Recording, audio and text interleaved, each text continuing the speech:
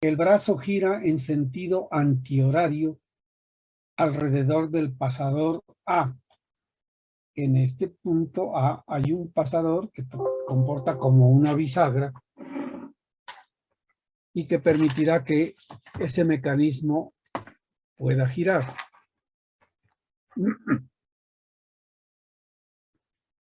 Determine la deformación unitaria normal desarrollada en el alambre BD.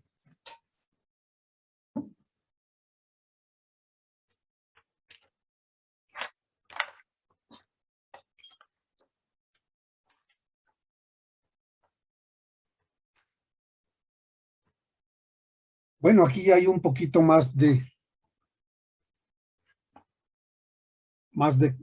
la ley de Hughes.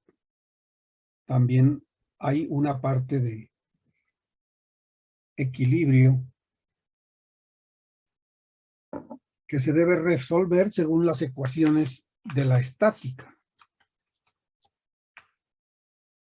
Pero antes de eso, para poder hacer el diagrama de cuerpo libre, hay que comprender cuáles son los puntos que van a permanecer fijos. El punto A es una articulación anclada a la pared que no se va a desplazar, ni vertical ni horizontalmente. Solamente permite que esa barra ABC pueda girar, ya que en el punto A no hay desplazamiento.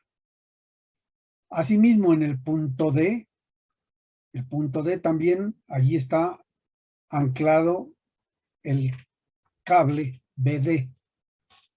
O sea que ni el punto ni el punto A ni el punto D se pueden mover. Esto ya nos determina una magnitud física que permanece constante antes y después de aplicar la fuerza. Como el alambre BD tiene 300 milímetros y en la barra desde el punto A hasta el punto B hay 400 milímetros y forman ángulo recto, nosotros podemos determinar que la distancia del punto A al punto D es la hipotenusa de ese triángulo rectángulo, que además es un triángulo rectángulo notable. Cuando los catetos están en proporción 3, 4, la hipotenusa vale 5. 5. Entonces serían 500 milímetros. Ese es un valor que permanece constante.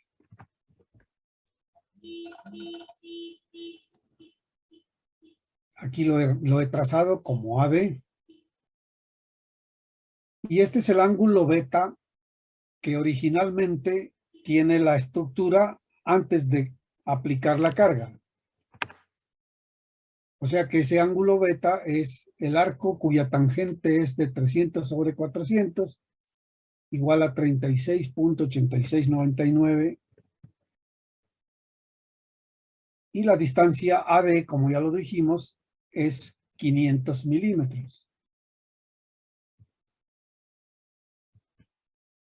Después de que apliquemos la fuerza, esa barra ABC, que inicialmente ocupaba la posición de la línea punteada horizontal, cuando apliquemos esta fuerza, fruto de la deformación que sufre el cable BD, va a adquirir esta barra una posición inclinada.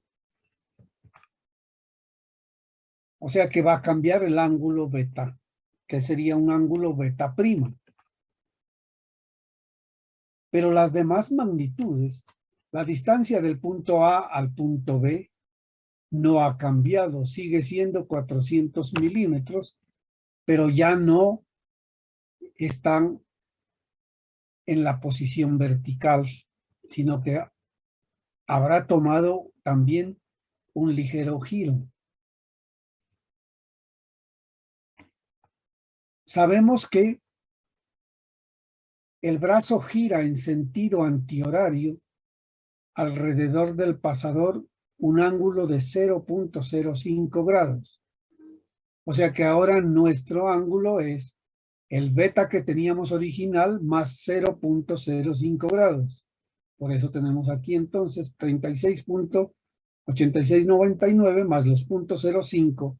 Aquí está el ángulo beta prima. Y una vez que tenemos esa información, podemos aplicar la parte de la trigonometría. En este caso sería el teorema del coseno, que dice que uno de los lados elevado al cuadrado es igual a la suma de los cuadrados de los otros dos lados menos el producto de esos dos lados multiplicado por el coseno del ángulo que forman. Para nosotros, entonces, la distancia BD, que es desconocida porque el alambre se ha estirado, elevada al cuadrado es igual a 500 al cuadrado más 400 al cuadrado menos 2500 por 400 y por coseno de 36.91. Como esa expresión nos da el BD elevado al cuadrado, hay que sacar la raíz cuadrada y nos da 300.349. Es decir, se produjo una elongación delta L de 0.3490 milímetros. Y de ahí sacamos la deformación unitaria, es la deformación total dividida entre la longitud inicial, 0.3490 dividido entre 300, punto 0.016 milímetros por milímetro. Como es deformación unitaria, queda expresada en unidades de longitud dividida entre unidades de longitud. Y ese era todo el procedimiento que teníamos que hacer.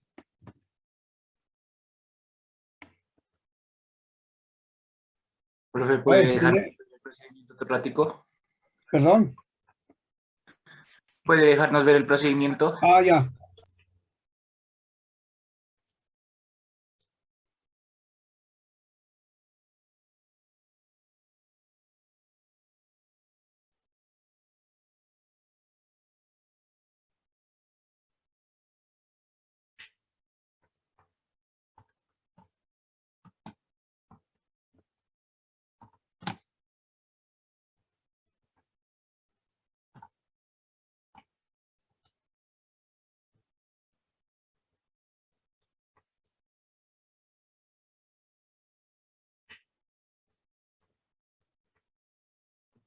Gracias, profe.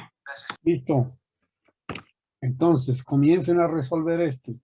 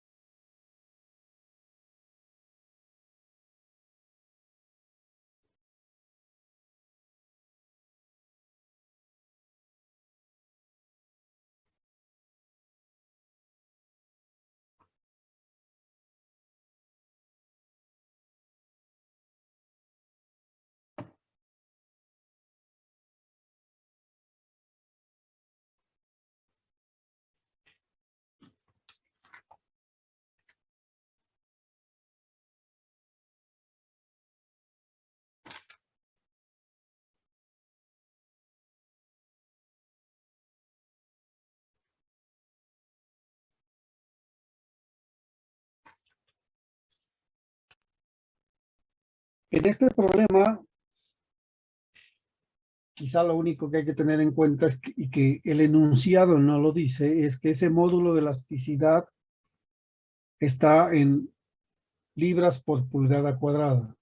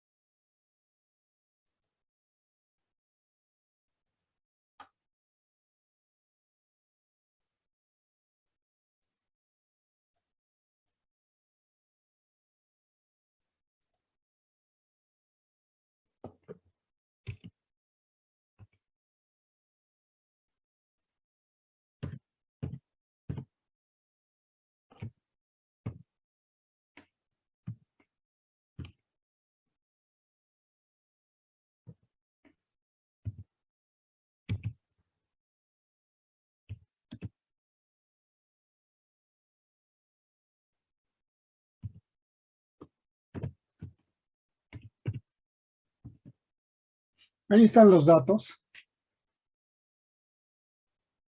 L 10 pulgadas, diámetro media pulgada. Esfuerzo último quiere decir el esfuerzo en el cual esa varilla se rompió. 16 kilolibras por pulgada cuadrada. Esto no es verdad, a ver, la deformación es 0.009.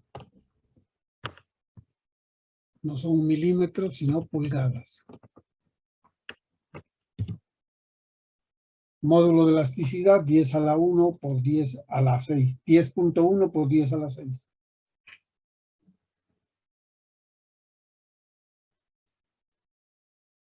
De nuestra fórmula original, lo que necesitamos conocer es cuánto vale P sobre A. O sea que podemos decir aquí entonces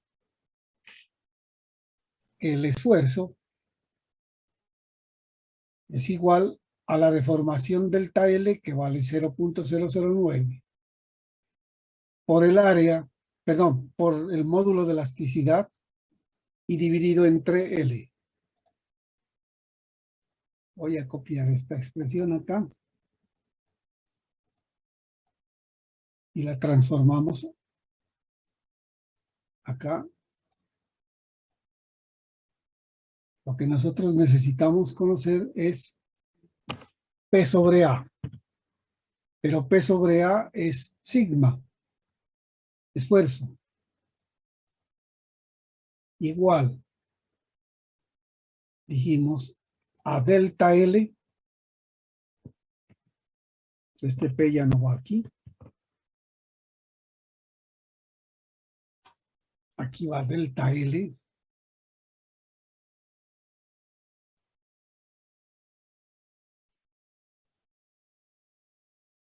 Delta L por E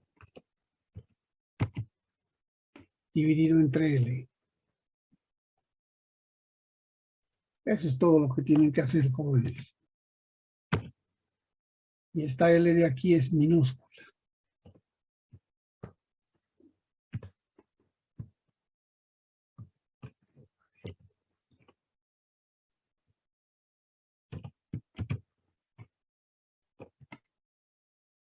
Eso es lo que nos queda. Dejando P sobre A, que es sigma. Delta L multiplicado por E sobre L. Eso en números equivale a decir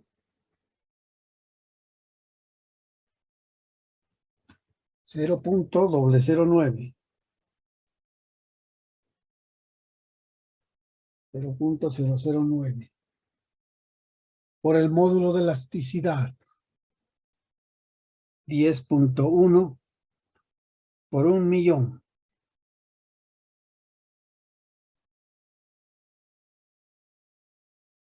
Dividido 10. Eso les da 9.090 libras. Que dividido entre 1.000 nos da 909. Profe, da libras. Perdón, ¿decía algo? ¿Solo da libras? Claro. Libras pulgada cuadrada. Sobre pulgada cuadrada, ¿no sería, profe? Ah, sobre sí, pulgada sí, cuadrada. correcto, libras por pulgada cuadrada. Que dividido entre 1.000 nos queda en kilolibras, que son las unidades que está aplicando aquí KSI.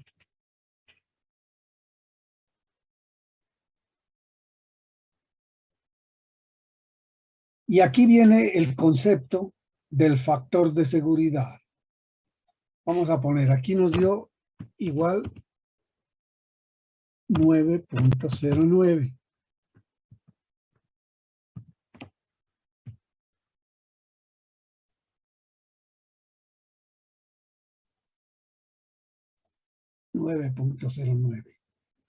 Póngale atención, a la segunda parte dice cuál es el factor de seguridad. Mire usted, dice aquí que esa varilla tiene una resistencia última de 16 kilolibras. Pero usted solamente le está aplicando 909. Entonces podemos decir, factor de seguridad, a ver aquí donde, acá.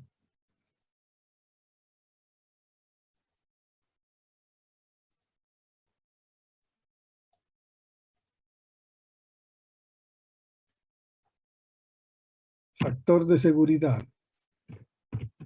Oh, le pasó algo aquí, se bloqueó esto. Ya. 16 sobre 909.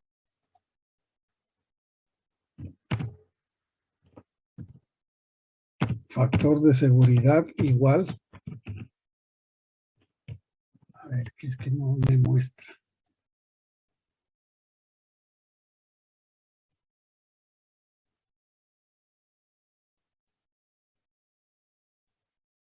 Ahora sí. Factor de seguridad igual a la resistencia última que es capaz de soportar el material dividido entre la resistencia que le estamos haciendo trabajar. En este caso sería entonces 16 kilolibras por pulgada cuadrada,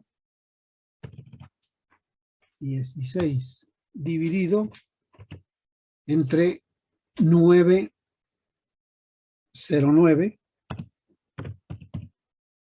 y eso les da 1.76, profe. 1.76. Sería sin unidades, ¿no? Adimensional porque se cancelarían las KCI, ¿no? El factor de seguridad no tiene unidades, obviamente. Lo que quiere decir eso es que usted tiene un 76% de rango que le faltaría a la fuerza que le está aplicando para llevarla hasta el límite en el que se rompa. Eso es lo que quiere decir eso.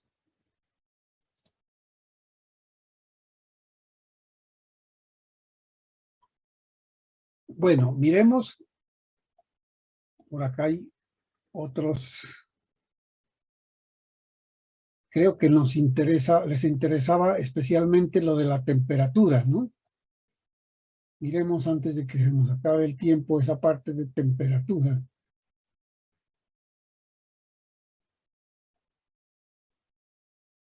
Aquí está. Esfuerzo de origen térmico. Se ha supuesto que todos los elementos y estructuras que hasta ahora se han considerado se mantienen a la misma temperatura cuando reciben la carga. Ahora se estudia varias situaciones que involucran cambios de temperatura. Primero, considere la varilla homogénea AB con sección transversal uniforme que descansa libremente en una superficie horizontal lisa. Hace referencia a esta barra AB de longitud L que descansa sobre una superficie lisa. Si la temperatura de la varilla se eleva en un incremento delta T, se observa que la varilla se alarga por una cantidad delta sub T, que es proporcional tanto al cambio de temperatura como a la longitud de la varilla. Se tiene entonces que la deformación por temperatura es igual a alfa por delta T por L, en donde alfa es un coeficiente de dilatación térmica. Delta T es el cambio de temperatura, el aumento o disminución de temperatura, y L, la longitud original del elemento que se estudia.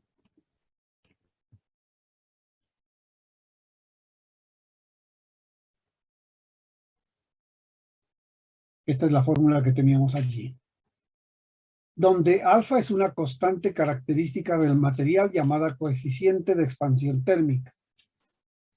Como delta T y L se expresan ambas en unidades de longitud, alfa representa una cantidad por grado centígrado o por grado Fahrenheit, dependiendo si el cambio de temperatura se expresa en grados Celsius o Fahrenheit. Con la deformación delta T debe asociarse una deformación unitaria por temperatura, que será obviamente lo que ya sabemos, la deformación dividida entre la longitud. Esa es deformación por unidad de longitud. Recordando la ecuación de 221 se concluye entonces que la deformación unitaria por temperatura es alfa delta T.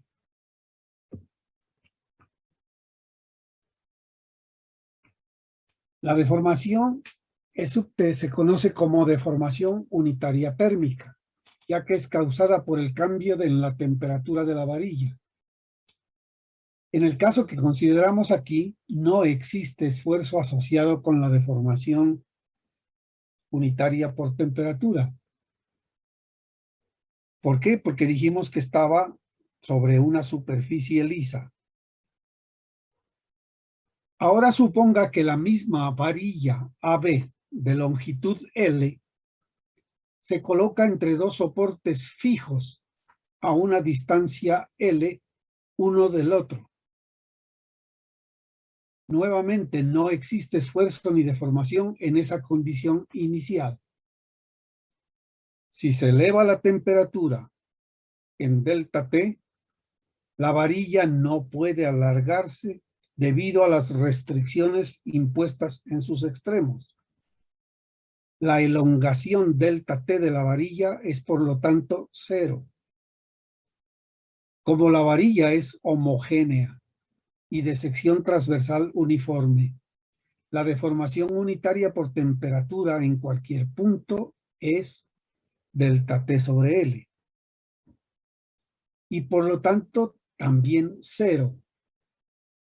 Sin embargo, los soportes ejercerán fuerzas P y P' iguales y opuestas sobre la varilla después de que se haya elevado la temperatura, para evitar que se elongue o que se estire. Se tiene, por lo tanto, que se crea un estado de esfuerzos sin su correspondiente deformación en la varilla. Bueno, aquí está la situación. Tenemos una varilla de longitud L que está ocupando exactamente el espacio entre dos soportes rígidos, A y B. Se supone que estos son tan rígidos que no podrán desplazarse ni moverse. Y entonces, cuando nosotros aplicamos temperatura, la varilla buscará o tiende a estirarse, porque esa es una propiedad característica de los metales, la dilatación térmica. Lo que sucede es que las paredes o los apoyos que le hemos puesto aquí son tan rígidos que no la van a dejar estirarse. Para comprender eso, acá tenemos este esquema auxiliar. Imaginariamente retiremos el apoyo B. La varilla sigue teniendo una longitud L, que cuando se someta a un incremento de temperatura, se va a estirar. Es decir, este punto B ocuparía la posición B' acá, y este sería el valor de la dilatación térmica, delta sub T. En este instante nos imaginamos que esta varilla está deformada, esa longitud delta T. Yo tengo que aplicar una fuerza P que haga o que produzca la deformación contraria para regresar la varilla a su posición original L. Entonces busco una fuerza que le devuelva esta deformación para que la deformación se vuelva cero. Entonces tenemos estas dos situaciones. Por efecto de cambio de temperatura, la varilla sufrió una dilatación delta T que vale alfa por delta T por L. Ahora, por efecto de una fuerza, voy a hacer que esta varilla sufra una deformación delta P. O sea, esto es porque es producida por la fuerza P, que sabemos vale P por L sobre AE. Y lo que buscamos es que estas dos cosas sean iguales. El estiramiento que le produce el aumento de temperatura lo contrarrestamos con una fuerza imaginaria. No la estamos aplicando nosotros. En la realidad la están aplicando los soportes que impiden que se produzca ese desplazamiento. Cuando igualamos estas dos cosas, entonces vamos a tener que la deformación es cero. Delta alfa por delta T por L más P por L sobre A igual a cero. De donde concluimos que la fuerza P nos va a producir un acortamiento que será igual a AE delta P, alfa delta P. Despejando de esta ecuación el valor P. Este menos alfa delta T pasa al otro lado de la igualdad con signo negativo. La A y el módulo de elasticidad pasan a multiplicar y el L pasa a dividir y se anula con esta L, y esto es lo que nos queda como valor de la fuerza que se hace necesario aplicar para regresar a la deformación inicial.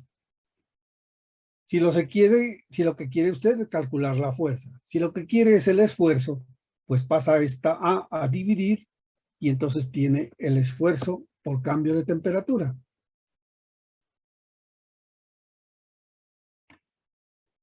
Si no quedó comprendido eso, leamos este pedacito para acabar de comprender.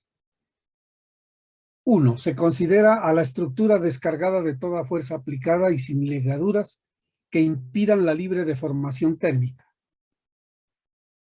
Representar en un esquema estas deformaciones ahora ya posibles exagerando sus magnitudes. 2. Se aplica ahora a la estructura las fuerzas necesarias desconocidas para que vuelva a las condiciones iniciales de restricción de movimiento. Representar estas fuerzas en el esquema anterior. Las relaciones geométricas entre las deformaciones debidas a la temperatura y las debidas a las fuerzas aplicadas en el esquema proporcionan unas ecuaciones que junto con las de equilibrio estático permiten determinar las fuerzas desconocidas. Bueno, aquí están los coeficientes de dilatación térmica para algunos materiales. Si el enunciado del problema no los dice, pues hay que buscar en las tablas correspondientes. Ustedes ya saben que hoy en día se le pregunta al señor Google. Y entonces, usted tiene aquí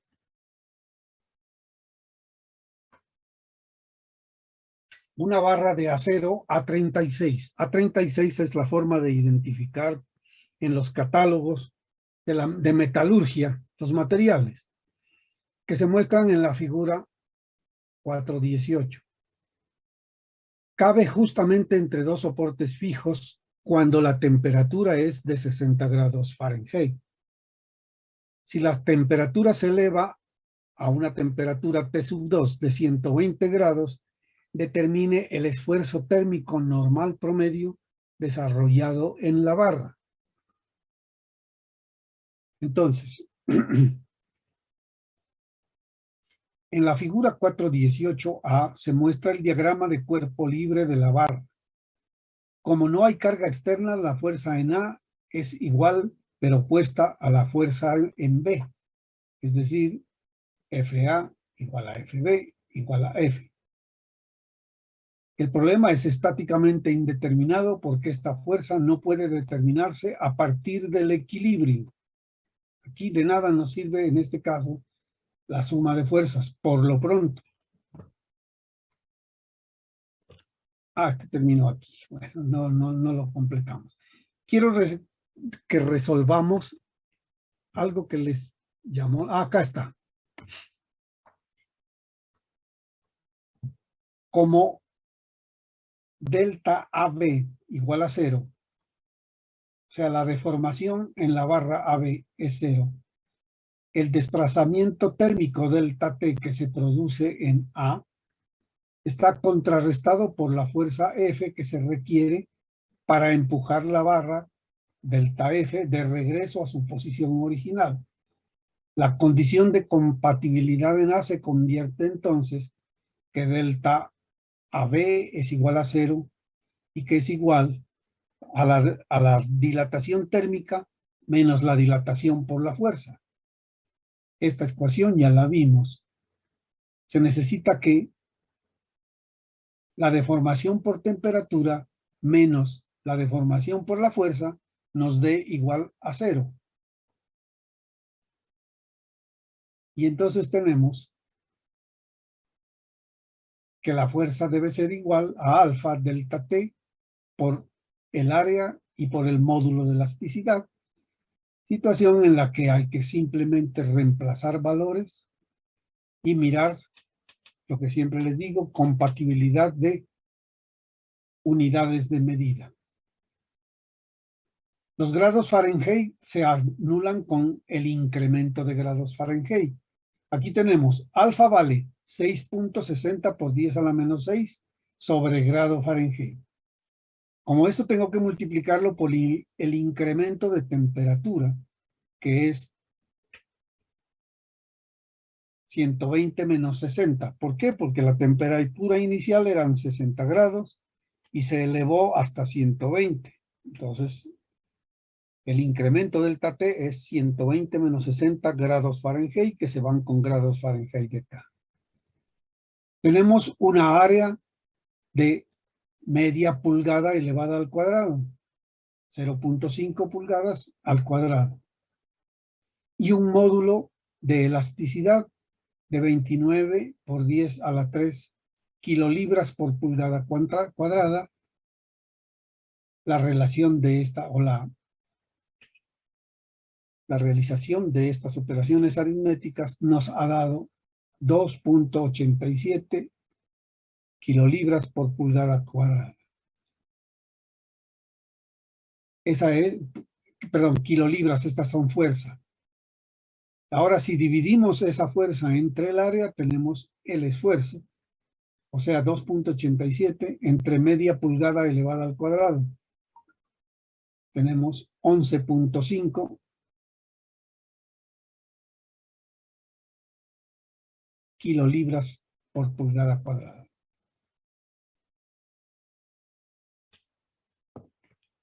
Y este era el ejemplo que les dejaba yo propuesto y que les dio pánico.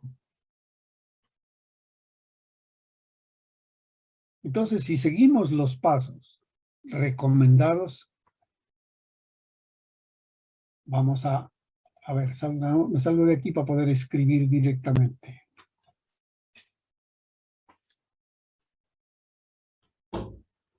Pero yo preferiría que ustedes, siguiendo lo que yo les voy a decir, vayan realizando las operaciones. Consideremos en primera instancia que no existiera uno de los apoyos, digamos el apoyo izquierdo. Si no existiera ese apoyo izquierdo, la primera barra, cuya longitud es 300 milímetros, cuya sección es de 200 milímetros al cuadrado. Y aquí está el módulo de elasticidad y aquí está el coeficiente de dilatación térmica. Necesitamos saber si esto pasó de 12 grados a 18 grados centígrados. Tenemos para todo el sistema un incremento de temperatura delta T de 6 grados. Entonces, este tramo, que es una barra de acero, ¿cuánto se dilata si pudiera deformarse libremente? Deformación delta 1 o delta de acero, póngale si quiere usted. ¿Cuánto vale esa deformación? No hace falta que saquen los resultados, que escriban nomás.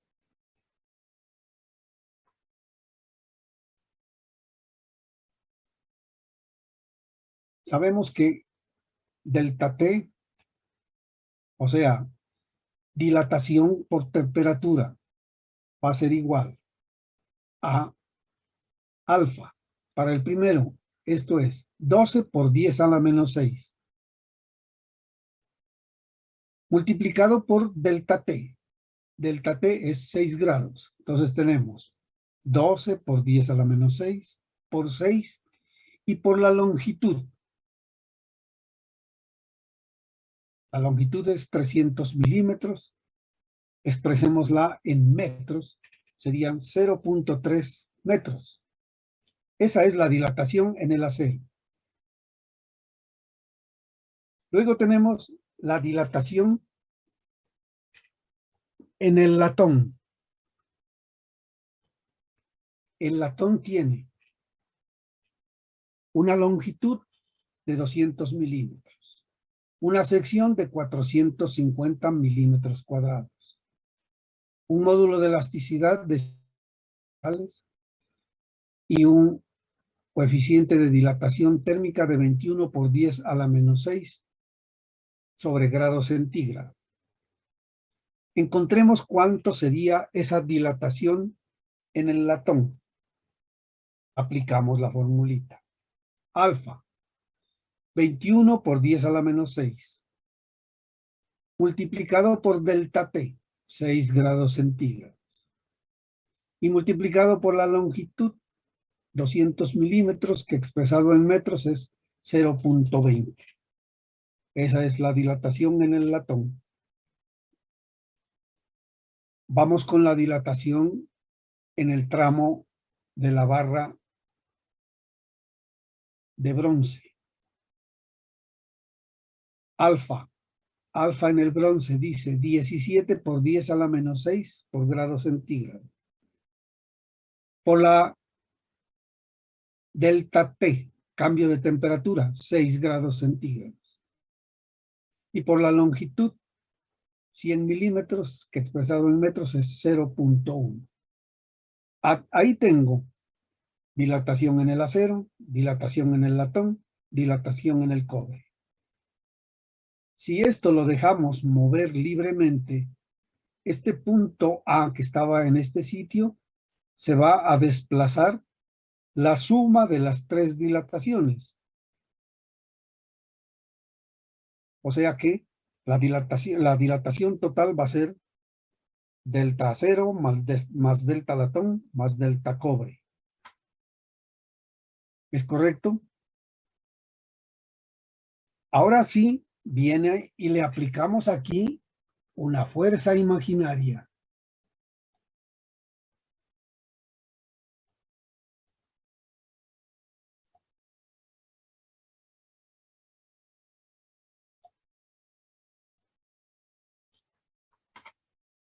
Que va a hacer que la deformación producida por la dilatación térmica menos la deformación producida por la fuerza que le vamos a aplicar dé como resultado igual a 0. Como esta es una sola fuerza que voy a aplicar aquí, la misma fuerza se aplica en la barra de acero, en la barra de latón y en la barra de cobre. ¿Por qué? Porque si yo hago el diagrama de cuerpo libre aquí, tengo que poner que para que esto esté en equilibrio, tendrá que en la primera barra existir otra fuerza de igual magnitud y sentido contrario a esta fuerza F.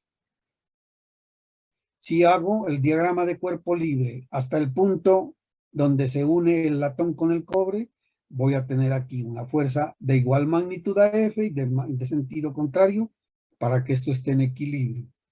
Y de igual manera, acá en el extremo tendrá que existir una fuerza de igual magnitud y sentido contrario a la que acabamos de expresar. Y entonces vamos a dejar estica como aquí así. Y acá. Así era la cosa. Ahí está. Como estoy aplicando una fuerza F, me va a producir un acortamiento. ¿Cuánto vale ese acortamiento para la barra de acero? Ahora tenemos que aplicar la otra formulita que decía que la deformación es igual a fuerza por longitud dividido entre área y dividido entre módulo de elasticidad. Apliquémosla para la barra de acero. Sería F, porque no sé cuánto vale esa fuerza. Lo que sí sé es que me produce una deformación igual a F por L. L vale 0,3 en el acero. Dividido entre el área. El área está aquí, 200 milímetros cuadrados, que para trabajar con unidades coherentes puedes convertirlas a metros cuadrados. O sea que hay que multiplicar por 10 a la menos 6. Y multiplicado en el denominador por el módulo de elasticidad que está aquí, 200 gigapascales. Esos 200 gigapascales también multiplíquelos por 10 a la 9 para tener unidades coherentes. Y ya tenemos la deformación en el acero en función de la fuerza F. Con la misma fórmula, reemplazando los valores correspondientes, vamos a encontrar la deformación en el latón, que sería igual a F por la longitud, 0,20, dividido entre el área. ¿Cuál es el área? 450 milímetros convertido a metros cuadrados, habrá que multiplicar por 10 a la menos 6 y multiplicado en el denominador por el módulo de elasticidad del latón, que será 100 gigapascales, que multiplicado por 10 a la 9 nos da pascales. Y tenemos la deformación en el que produce la fuerza F en el latón. Ahora sí mismo calculamos la deformación que produce la fuerza F en el cobre. ¿Cuánto vale esa fuerza?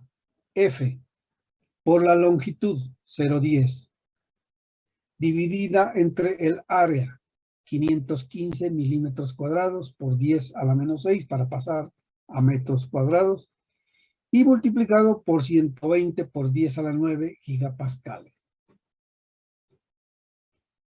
Esas son las deformaciones consideradas por separado. Pero ¿cuál es mi ecuación de compatibilidad de deformaciones? Ya dijimos. La deformación producida por temperatura en el acero, más la deformación producida por temperatura en el latón, más deformación producida en el cobre por temperatura, menos la deformación producida por la fuerza en el acero, menos la deformación producida por la fuerza en el latón, menos la deformación producida en el acero por el cobre, igual a 0.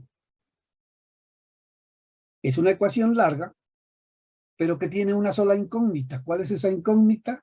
F.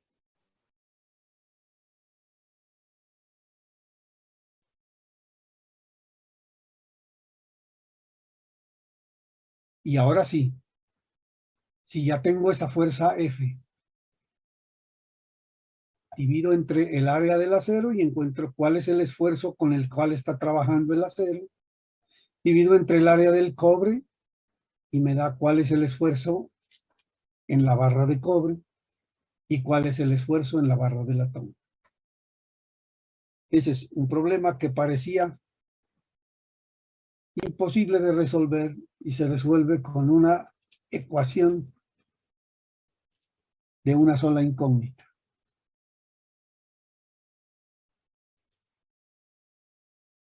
Eso, jóvenes, es lo que quería decirles el día de hoy para refrescarles si es que algo había quedado confuso, para recordarles porque todo este tiempo de paro y de cosas, yo sé que eso nos golpea duro, inclusive a uno mismo, ya para regresar a una cosa que quedó empezada, eso